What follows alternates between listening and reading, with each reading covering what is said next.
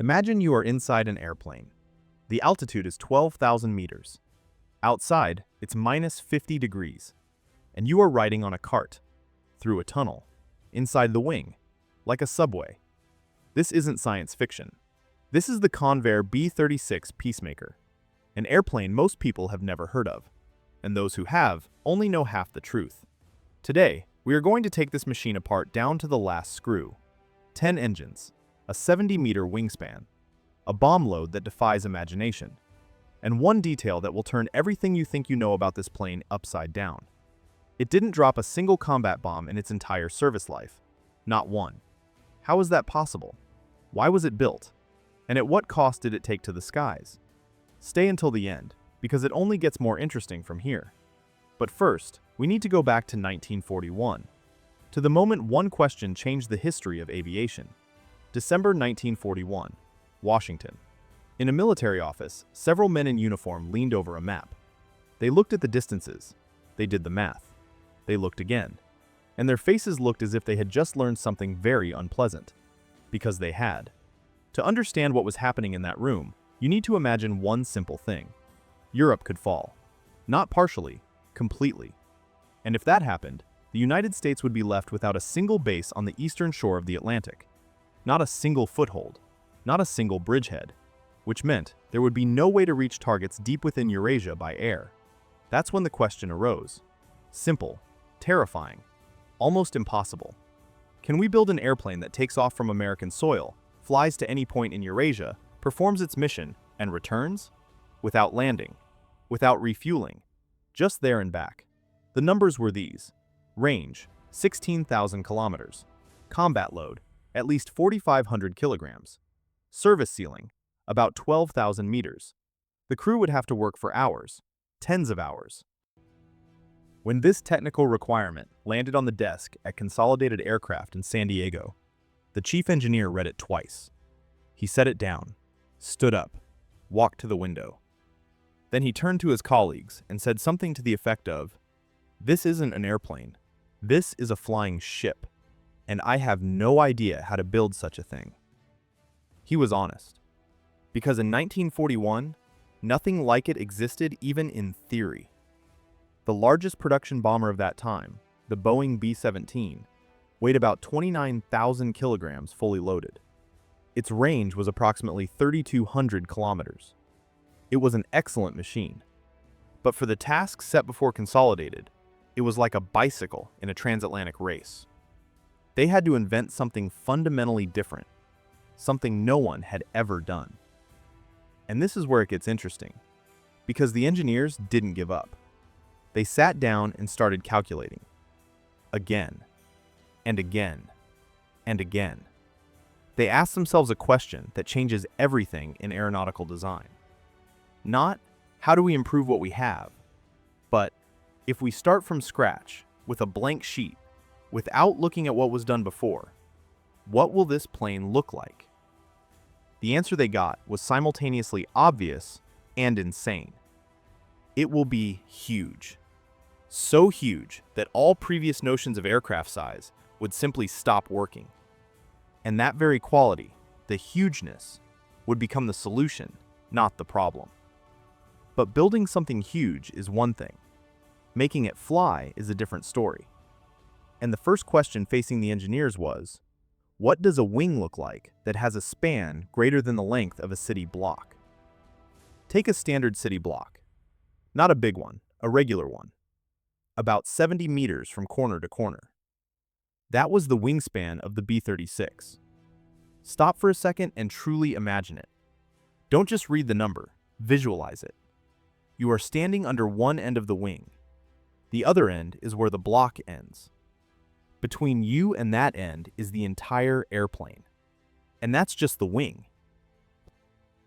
For comparison, the wingspan of a Boeing 747, which you've likely seen at an airport and which seems enormous to you, is 68 meters. The B-36 was wider. A piston-engine plane from the middle of the last century was wider than a modern jumbo jet. But the span isn't even the most amazing part. The amazing part is the thickness. At the base of the fuselage, the B-36 wing was almost 2.5 meters thick. 2.5 meters is the height of a standard room. Imagine walking into a room, and it's the plane's wing. You can stand inside it at full height. The engineers didn't just make the wing big, they made it functional. Inside the wing, there were technical tunnels, narrow, about 70 centimeters high, but enough for a human to crawl through on their hands and knees. And this human, the flight engineer, did exactly that. In flight, at 10,000 meters, with the outside temperature at minus 50 degrees.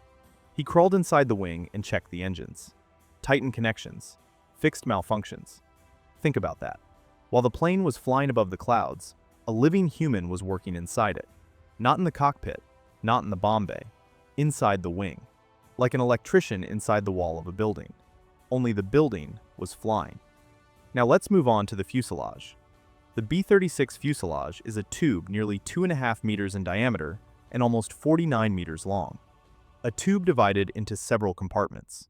The front cabin, where the pilots, navigator, and bombardier worked, then the first bomb bay, then a tunnel, then the second bomb bay, then another tunnel, and finally, the rear cabin for the rest of the crew and gunners. 4 bomb bays. 4. Each was large enough to hold the full bomb load of a previous generation heavy bomber. Together, they allowed the B-36 to carry up to 39,000 kilograms of bombs. Stop again. 39,000 kilograms. That's more than the full takeoff weight of the B-17 Flying Fortress, the legendary bomber that was considered heavy. The B-36 carried the weight of an entire other bomber in its bays, as if it shoved one inside and took off. And now, the tunnel, that same one. 2 crew compartments were connected by a pressurized tunnel about 25 meters long. The diameter, about 70 centimeters. A person could only crawl through lying down. You couldn't walk through it. So the engineers invented a cart, a small platform on wheels. You lie down, you push off, and you ride through the tunnel from one end of the plane to the other. 25 meters in the dark. The roar of engines from all sides. The vibration. Beyond the tunnel wall, an open bomb bay. And above your head, the sky. Or rather, the plane's skin, and above that, the sky at an altitude of 10 kilometers. The crew did this dozens of times per flight. It was just standard operating procedure, a regular workday. This whole contraption, the wing building, the fuselage tube, the tunnel subway, weighed about 77,000 kilograms empty, and the takeoff weight could reach 180,000 kilograms. 180 tons needed to be lifted into the air, and kept there. With what? That was the main question. And the answer turned out to be just as unconventional as everything else about this plane. 180 tons. To understand this figure, imagine 30 fully loaded city buses. Now imagine that all of this needs to not just be lifted off the ground, but hoisted to an altitude of 10 kilometers, and held there for 30-40 hours straight. Which engine is capable of that? In the early 40s, aviation engineers knew one answer: piston. Jet aviation was still in its infancy. The jet engines of that era were temperamental, thirsty, and unreliable over long distances. For an ultra-long-range flight, only a piston engine would do. But one piston engine, even the most powerful, couldn't handle such a task. So, you need several. Many. The engineers settled on 6. 6 Pratt & Whitney R4360 Wasp major engines. Each one is a story in itself, deserving a separate conversation. Imagine an engine with 28 cylinders. Not 8, not 12. 28. Arranged in 4 rows of 7, like a corn cob. The diameter of this engine is just under 1.5 meters. Weight? About 1,400 kilograms. Power? 3,500 horsepower each. 6 of these engines provided a total power of 21,000 horsepower. For comparison, a powerful modern passenger car develops about 300 horsepower. The 6 engines of the B-36 were equivalent to 70 such cars working simultaneously. But that's not all. Because the engineers did something unexpected. They faced the engines backward. Not forward, like on most planes. Backward. The propellers pointed toward the tail. This is called a pusher configuration. Instead of pulling the plane forward, the engines pushed it. Why? The reason was practical. In a tractor configuration, the engines are in front of the wing, and hot air from them flows over the wing, heating it and creating turbulence. In a pusher configuration, the engines are behind the trailing edge of the wing. The wing receives a clean, cold, smooth stream of air. Aerodynamics improve. Fuel is consumed more efficiently. For a plane with a range of 16,000 kilometers, every percentage of fuel savings is huge money and huge capabilities. The solution was elegant, but it created one serious problem. The backward-facing engines cooled poorly. The airflow hit them differently. And 28 cylinders working at full power, that's colossal heat dissipation. The engines overheated, regularly. Sometimes, critically. The oil system couldn't cope. The cylinders started to misfire. In the worst cases, the engine simply failed. And this brings up the question I want to ask you directly. What do you do if you have an engine failure? On a normal plane, it's serious. On a B-36 with its 6 engines, it was almost the norm. B-36 pilots invented a saying. It went something like this. We take off on 6, we cruise on 4, we land on 2, and that's a normal flight. A joke? Partially, but only partially. Maintenance reports from the B-36's service period show that the failure of 1 or 2 engines during a long flight was a regular occurrence. Crews knew how to handle it. They shut down the problematic engine, feathered the prop, redistributed the load to the others, and continued the flight. The plane flew on 5 engines, on 4, sometimes on 3. But the command wanted more. 6 piston engines were enough for range and payload, but not for speed. The base version of the B-36 flew at a speed of about 370 kilometers per hour. By the standards of the mid-40s, it was acceptable. But jet aviation was developing rapidly, and it became clear something else was needed. The solution was found in 1949. 4 jet engines, General Electric J-47s, were added to the 6 piston engines. They were placed in pairs in 2 pods under the wings, closer to the tips. That's how the formula that became a legend appeared. 6 turning, 4 burning. 10 engines. 6 piston with pusher propellers. 4 jet with tractor thrust. Total power, something unimaginable for the piston era. The maximum speed increased to 670 kilometers per hour. 10 hearts, all different, all working simultaneously, and all under the supervision of flight engineers who, if something happened, were ready to crawl inside the wing and fix it all right in mid-flight. It was a system on the verge of the rational. A system that required every crew member to know it by heart, to feel every sound, every vibration, every change in rhythm, because each of the 10 engines had its own voice. And an experienced flight engineer knew how to listen to them all at once. But before this system was airborne, it went through trials that put the plane itself on the verge of extinction several times. Not in the air, on the ground, in offices, at hearings, in political battles that are almost never spoken about. August 1946, Fort Worth Air Force Base, Texas. A massive machine slowly taxis onto the runway. The first real B-36 prototype, not a mock-up, not a blueprint, a living plane, the one they had worked on for 5 years, through which hundreds of engineers, thousands of workers, millions of hours of labor had passed. The chief test pilot takes his place, looks at the instruments, takes a deep breath. 6 engines start one after another. The roar grows. First low, guttural, then higher, more powerful. Those standing on the ground nearby recalled later, it seemed like the earth itself was trembling. Not the plane, the earth. The machine begins its rollout and lifts off. It was a triumph, real, earned. But few of those standing on the field knew what this plane had gone through just to make it to that runway. Let's go back 5 years, 1941. The contract is signed. Consolidated Aircraft gets the task, to build what no one had ever built.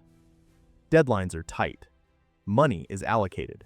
Everything seems ready for work. But then, reality intervened. First, the factory. Consolidated Aircraft was based in San Diego, a beautiful city. But the military decided that producing a strategic bomber on the coast was too risky. The factory was moved to Fort Worth, Texas.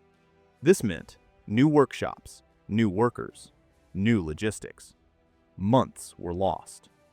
Second, priorities. Global events were in an active phase. Industry was working at its limit. Aluminum, steel, engines, electronics.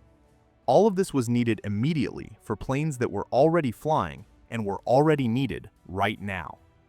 The B-36 was the future, and the future always yields to the present. Resources were cut, deadlines pushed back. Engineers worked with what they had. Third, the technical requirement itself changed several times. The military added requirements, changed specifications, requested new configuration variants. Each change meant part of what was already done goes in the trash. We start over. One of the engineers of that era recalled in an interview given in the 80s that they had an unspoken tradition in their department. Every time another change to the specs arrived, someone would brew coffee. Silently, without comment, just coffee. Because there was nothing to say, they just had to sit down and calculate again. By 1944, it was clear. The first flight was delayed by at least another 2 years.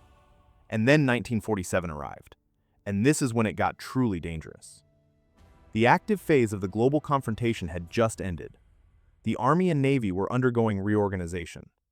The U.S. Air Force had just become an independent branch of the armed forces, separated from the Army, and immediately found itself in stiff competition with the Navy for funding, for influence, for the future. The Navy pushed its own concept: aircraft carriers, carrier-based aviation, naval power. The Air Force needed an argument, a weighty one, an iron one, literally. And then it turned out they had the B-36, a plane that was already flying, albeit with problems. A plane that could do what no other could: fly anywhere, with anything, and return. But the program's opponents didn't give up. In 1949, a scandal erupted, which in American military history is called the Revolt of the Admirals. A group of high-ranking naval officers openly opposed the B-36. They claimed the plane is too slow, too vulnerable, too expensive. Money should be spent on the Navy. The hearings in Congress were tough, really tough. General Curtis LeMay, a man who understood strategic aviation better than anyone, defended the program with the directness that was his signature style. He said something like this: "The B-36 doesn't need to be a fast fighter. It flies so high that it can't be reached, and it carries so much that one sortie is enough." Congress heard both sides and made a decision in favor of the B-36. The program survived. Barely, but it survived. By 1948, the first production machines began reaching the units. The plane, conceived in 1941, reached active-duty pilots 7 years later. 7 years of moves, arguments, revisions, budget cuts, and political battles. And now, these pilots had to learn to fly it. And it turned out that flying the B-36 was a separate profession. Quite unique. Because this plane wasn't just a machine. It was an entire world. Closed. Flying. Its own. Imagine this task. You have to take 22 people, lock them in a metal tube, lift this tube to an altitude of 10 kilometers, and keep them there for 35 hours straight. Not in a comfortable airliner cabin, in a combat aircraft, with constant vibration, with the roar of 10 engines that doesn't stop for a second, with the outside temperature at -50, with tight compartments where you can barely stand. How do these people live?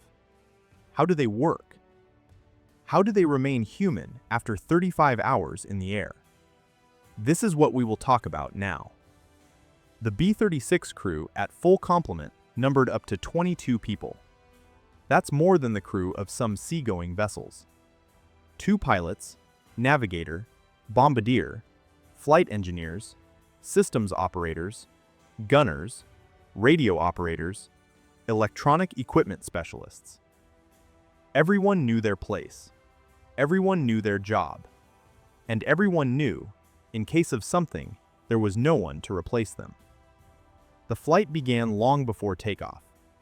Pre-flight checks on the B-36 took several hours. Checking engines, systems, equipment.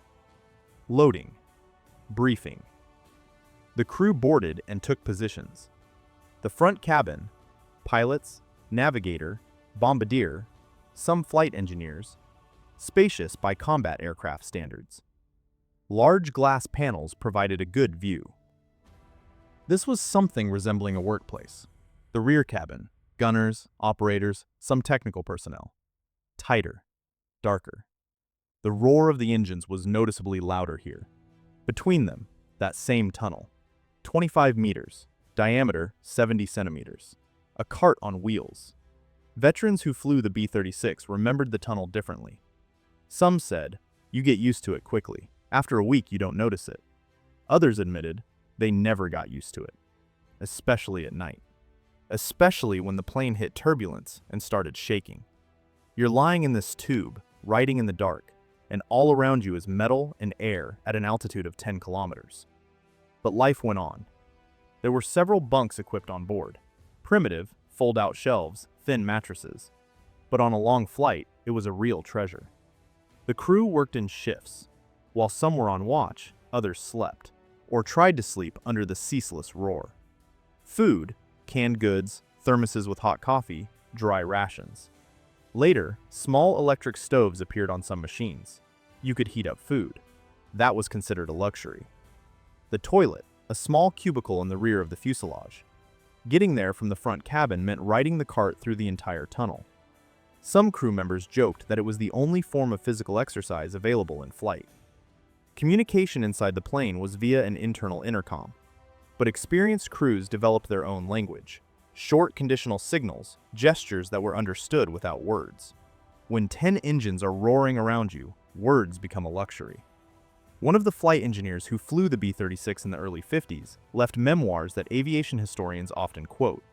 He wrote something like this: "When you've spent 30 hours in the air and look out the porthole at the clouds below, you start to perceive this plane as a home. A strange, humming, vibrating home. But a home. And the people nearby are no longer just coworkers.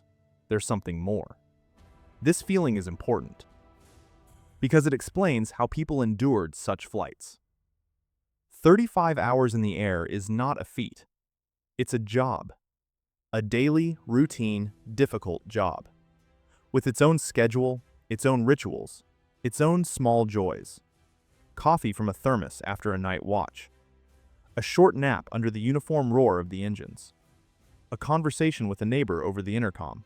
About nothing, just so as not to be silent. B-36 crews were special people. Not because they were braver than others, but because they knew how to live in conditions that most people would find unbearable, and still work. Clearly, professionally, without the right to make a mistake. Because at an altitude of 10 kilometers, 500 kilometers from the nearest airfield, a mistake costs too much. And sometimes, despite all the professionalism, despite all the training and preparation, stories happen that later became legends. Stories that for decades didn't leave the secret folders. And when they came out, they made aviation historians go silent and reread what was written twice. February 1950, Pacific Ocean, night. The B-36 is flying over the water. Altitude, about 3,000 meters. Outside, darkness, clouds, a storm. Inside, a crew of 17, and a special cargo in the bomb bay. Cargo, about the nature of which official documents of that time write very briefly, special munition. What happens next became known only decades later. 3 engines catch fire almost simultaneously. A fire on board such a machine is not just an emergency. It's a chain reaction of problems, each of which is critical in itself. The crew fights the fire, shuts down the engines. The plane loses altitude. The commander makes a decision. The crew is to abandon the ship. 16 people parachute into the stormy ocean at night. 12 of them will be found and rescued. 4 not. The plane continues to fly without a crew, alone in the dark. And in the bomb bay, that same special cargo. And this is where the documents become especially interesting. Before the crew left the ship, a specific procedure was performed. The cargo was partially prepared for a non-standard jettison and separated from the plane over the water. Without full activation, but also without the possibility of just leaving it on board an out-of-control machine. The plane flew for a while after that. Then it crashed into a mountainside on Princess Royal Island, off the coast of British Columbia. The official investigation was conducted quickly. The results? Classified. This incident received a special designation in American military classification, a term denoting a non-standard situation with special cargo of a strategic nature. There have been several dozen such cases in the history of American aviation. This one is one of the first, and one of the most well-known. Declassified materials appeared only in the 90s. When historians read them, they realized that February night off the Pacific coast, a scenario was unfolding that the residents of coastal towns suspected absolutely nothing about. But this case is not the only one in the history of the B-36. There was another story. It's less dramatic in its outward circumstances, but no less telling. 1957. The crew is conducting a routine training flight over U.S. territory. At some point, the flight engineer records non-standard behavior of one of the engines. The oil temperature begins to rise. Slowly, but steadily. According to instructions, the engine must be shut down. The crew does so. But the temperature continues to rise, now on the neighboring engine. The commander contacts the base, reports the situation, receives permission to land early. But the base is still 2 hours away. What do you do in such a situation? Exactly what you trained for. The flight engineer takes a flashlight, opens the hatch to the wing tunnel, and crawls inside the wing to where the temperature is already significantly above normal. To where the metal is humming and vibrating. To where there's no safety harness and no possibility of getting out quickly. He finds the problem, a small oil leak, fixes it with improvised tools, crawls back. The plane lands routinely. In the report on this flight, there are 3 lines. Non-standard situation, resolved in flight. Landing completed in standard mode. 3 lines, behind which a man crawling inside the wing of a flying plane with a flashlight and a wrench. Such stories are dozens, maybe hundreds. Most of them will never leave the technical archives, because for B-36 crews, such things were just work, not a feat, work. And here is what is important to understand. All these stories, technical incidents, non-standard situations, moments when something went wrong, they don't say that the B-36 was a bad plane. They say how complex it was, how thin the line was between a normal flight and a non-standard situation on a machine of such scale and such complexity. But here's what's interesting. For all this complexity, with all the failing engines, with all the engineers crawling through wings, with all the non-standard situations with special cargo, the B-36 did its main job. Not in the air, on the ground, or rather, by the very fact of its existence. And here we come to the strangest and most important part of its history. A part that is almost never discussed in technical reviews. A part that explains why this plane, for all its hugeness, for all its complexity, never dropped a single combat bomb. There is one question I want to ask you right now.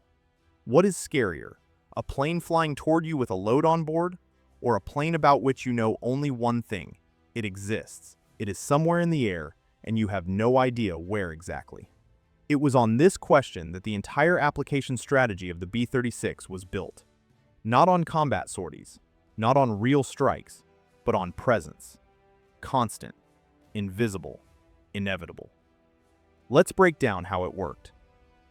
After 1947, the Strategic Air Command, the organization with the telling acronym SAC, became the main consumer and main apologist for the B-36.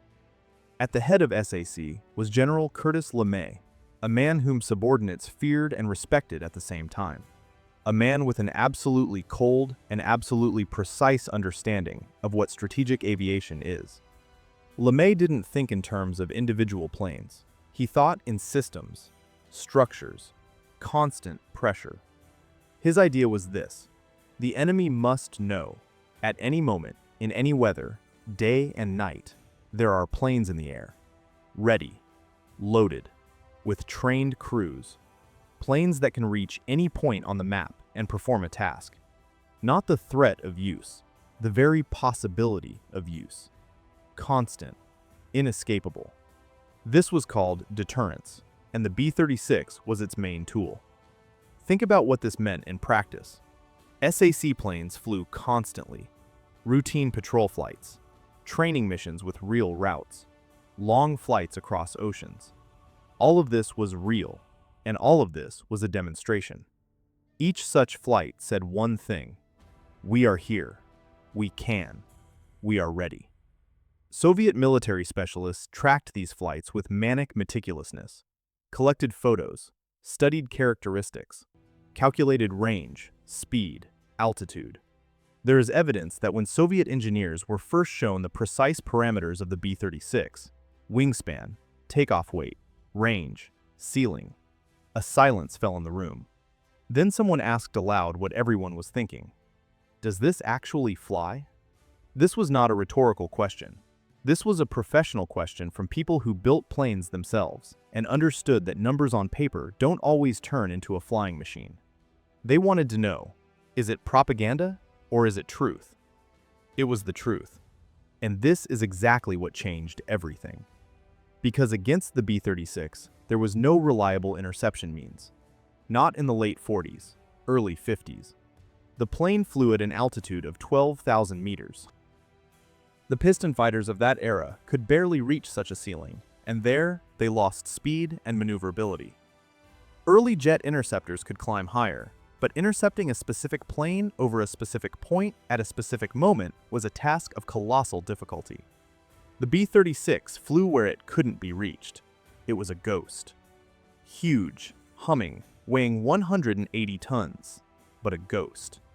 Because a presence that cannot be neutralized is the most effective presence of all.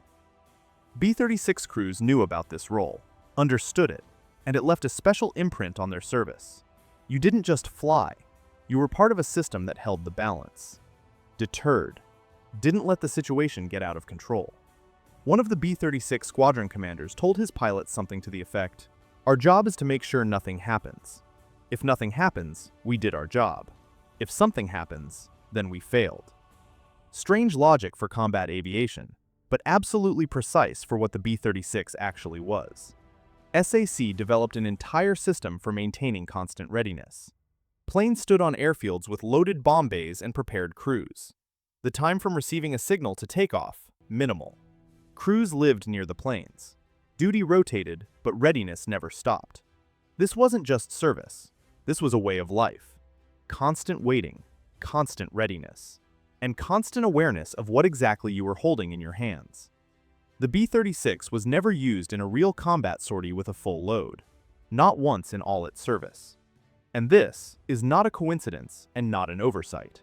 This is its main result. A plane that never fired a shot, and precisely because of that, performed its task. Think about this paradox. In the history of technology, it is hard to find another example where a machine was so successful precisely because it was never used for its intended purpose.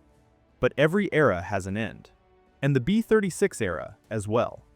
The end didn't come with a defeat, not with a scandal, not with a catastrophe. The end came quietly, in the form of another plane. A plane that flew faster, higher, and further. A plane that didn't have piston engines. A plane that made the B-36 obsolete. Not because it was bad, but because the world had changed. 1952, Castle Air Force Base, California. Two planes stand side by side on the tarmac. One, the B-36, huge, wide, with 10 engines and a 70-meter wing. Beside it, the technicians look like ants at the foot of a tree. The second plane, new, angular, swift even in stillness, swept wings, 8 jet engines in 4 paired pods. It is called the Boeing B-52 Stratofortress. One of the technicians working at the airfield that day recalled later, he stood for a long time looking at both planes, thinking the same thing. Something is ending, right now, here, on this tarmac. He was right. To understand why the B-52 replaced the B-36, you need to understand what changed in the world in the few years that separated these two machines. In the late 40s, jet aviation was young and temperamental. The jet engines of that era consumed fuel at such a rate that range over a few thousand kilometers was out of the question. That is precisely why the B-36, with its piston motors, was irreplaceable. Only they provided a range of 16,000 kilometers. But engineers didn't stand still. By the early 50s, jet engines had become significantly more efficient. Technology stepped forward, sharply, confidently, without looking back. The B-52 could fly a range of about 15,000 kilometers, almost as much as the B-36, but at a speed of nearly 1,000 kilometers per hour, 1.5 times faster than the piston giant, and at an altitude of 15,000 meters, higher than the B-36 could climb. It was a different class of machine, a different era. And it wasn't just about the characteristics. A jet engine is incomparably simpler than a piston one to maintain. Instead of 28 cylinders, oil systems, spark plugs, complex mechanics, a relatively simple turbine. Less maintenance, fewer failures, fewer people who have to crawl inside the wing with a wrench. The military counted the costs, counted the maintenance time, counted the number of incidents. And the numbers said the same thing. The future belongs to jet aviation. The decision wasn't made immediately. For several years, the B-36 and B-52 served in parallel. In some units, they stood on the same airfield, the old giant and his young successor. Technicians working with both noticed the difference instantly. The B-36 required constant attention. It was like a complex musical instrument. With proper care, it sounded magnificent, but required a master. The B-52 was different, more straightforward, more predictable. Gradually, the B-36 began to be withdrawn from combat units. Not all at once, by squadrons, by air bases. In some places, this process dragged on for several years. The last B-36 left active service in February 1959. Biggs Air Force Base, Texas. The plane performed its last official flight as part of the Strategic Air Command. It landed, taxied to the parking area. The engines shut down one after another. First, the jets. The high whistling sound became quieter, and disappeared. Then the pistons. Their low roar also began to fade. One, then another, and silence fell. One of the aviation technicians who had worked with the B-36 for 8 years, from the first production machines to the last, kept a personal diary. The entry for that day is short. He wrote something like, "Today we sent off the last Dinosaur. I stood and watched as the engines shut down, and I wasn't sure I understood what exactly was ending. An era, nothing less." Where did the planes go? Most to scrap. It sounds cruel, but there was logic to this decision. Keeping huge machines in reserve is expensive. Spare parts were no longer produced. Trained technicians were becoming fewer. It was easier and cheaper to take them apart. Some planes were used as training aids, stood on air bases, mechanics trained on them, practiced procedures. Then they were taken apart too. A few planes still survived. Today, complete B-36 examples can be seen in 2 places. the National Museum of the U.S. Air Force in Dayton, Ohio. A B-36J stands there, the last production version. And the museum at Castle Air Force Base in California. Both planes have been restored. Both impress even those who see them not for the first time. They say that when people first approach the B-36 in the museum, they stop at a certain distance and just look, silently. Sometimes for quite a long time. Because photographs and descriptions don't convey one simple thing: the size. When you stand next to this plane and see its wing above you and hear how hollowly the metal responds when someone walks on the ramp, you realize something important. People of the mid-20th century, with their tools, with their technologies, with their pencils and slide rules, built this. Without computers, without digital modeling, without everything that today seems taken for granted. They took a task that seemed impossible and solved it. With their hands, with their heads, with patience. And what they built stood in the sky for 10 years and did its job. That means something. And it left a mark, not just in museums, but in engineering thought itself. In how people after the B-36 started thinking about big planes, about the limits of the possible, about what can be built at all, if you really need to.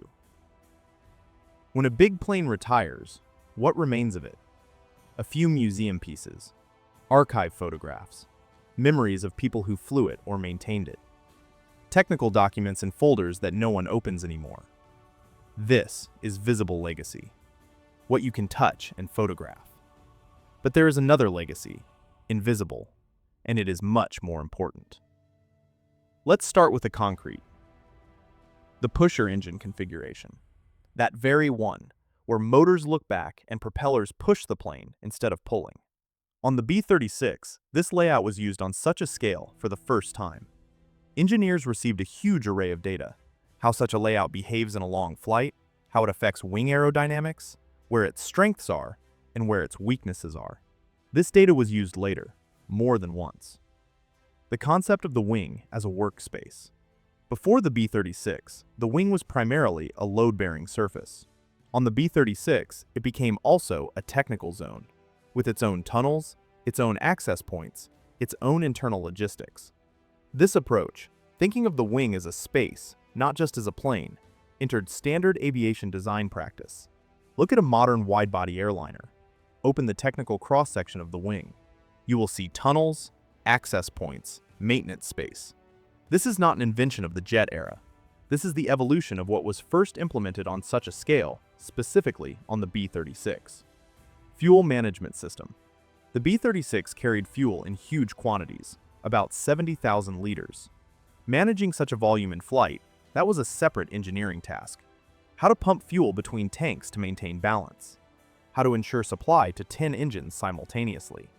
How to react to the failure of one circuit without losing control of the rest. The solutions found for the B-36 became the foundation for the fuel management systems of the next generation of heavy aircraft. Engineers who worked on these systems later participated in the creation of the B-52 C-130, the first large-capacity civil airliners. They didn't take blueprints with them. They took experience, understanding, bumps and bruises, and solutions found. Now, about the people. The B-36 program prepared an entire generation of aviation engineers who knew how to solve tasks at the limit of the technical possibilities of their time. People who knew, if a task seems impossible, it doesn't mean it is impossible. It means you need to sit down and think longer. Many of them later worked on programs that changed aviation. One of the leading engineers on the B-36 wing structure later participated in designing the wing for the first jet passenger airliner by Boeing. Other program engineers ended up in teams working on a new generation of military transport planes. Their names are not known to the general public. They didn't become celebrities, but their solutions are still flying today. There is another legacy, psychological, perhaps the most important. Before the B-36, there was an unspoken conviction in aviation design. There is a reasonable limit to aircraft size. Beyond that, physics doesn't allow it. Beyond that, it's not expedient. Beyond that, it's impossible. The B-36 destroyed this conviction. Not in theory, in practice. It took off. It flew. It did what was required of it, 10 years in a row. And this changed how engineers think about boundaries. After the B-36, it became clear, if the task is properly set, if the resources are there, if the people are stubborn enough, the limitations are significantly fewer than it seemed. You can build bigger. You can build more complex. You can solve tasks that predecessors considered unsolvable. This sounds like an abstraction, but look at what was built afterward. Antonov An-124, Boeing 747, Airbus A380, Lockheed C-5 Galaxy. Planes that make most other machines dwarves in terms of size.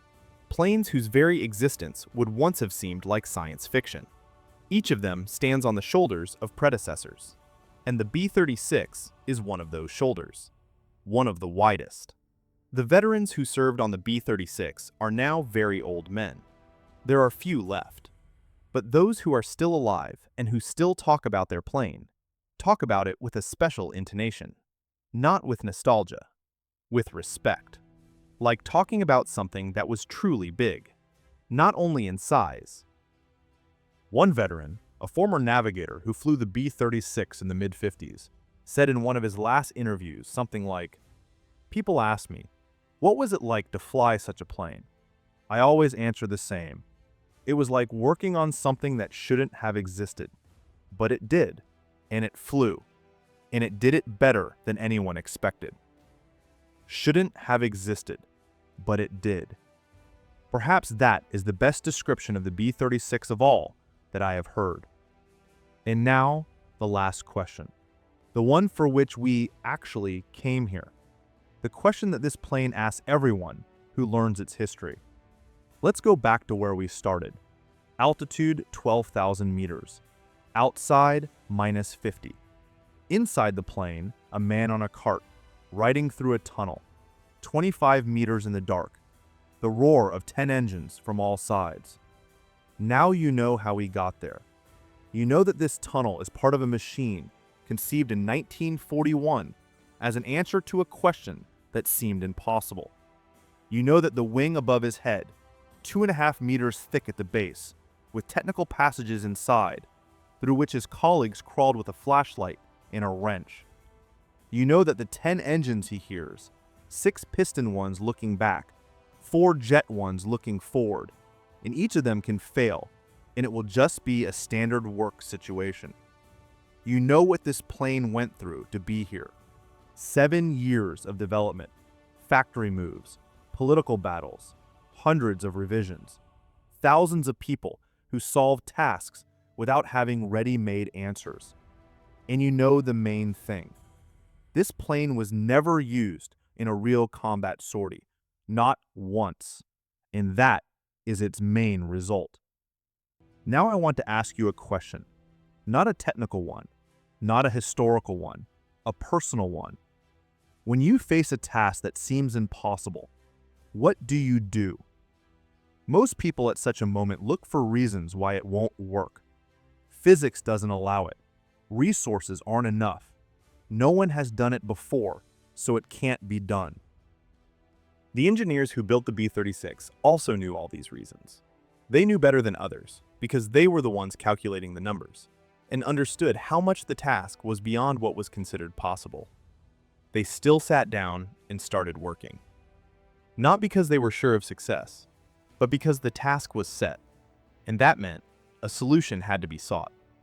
Even if that solution had to be sought for 7 years.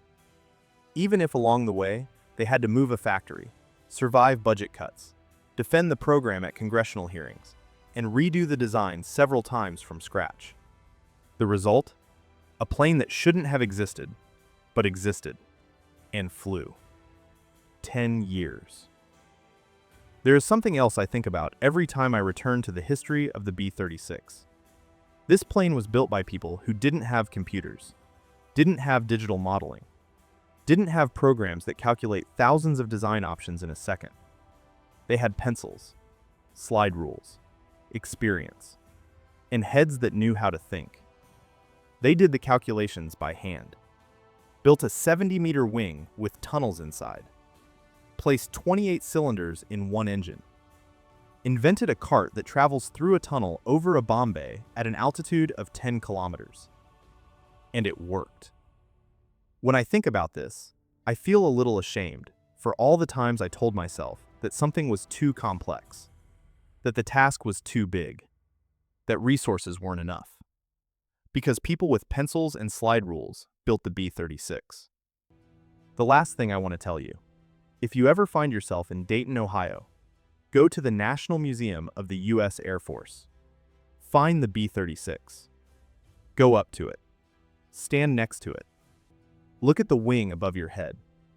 You will feel something strange, a mix of admiration and something like embarrassment. Because this machine reminds us of one simple thing that we sometimes forget. People know how to do the impossible.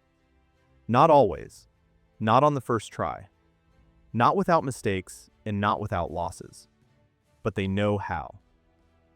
And that man on the cart, in the tunnel, in the dark, at an altitude of 12,000 meters, he knew it better than anyone. Because every day he rode inside a living proof. Thank you for being with us until the end. If this story touched you, share it with someone for whom it will also be important. Such stories must live.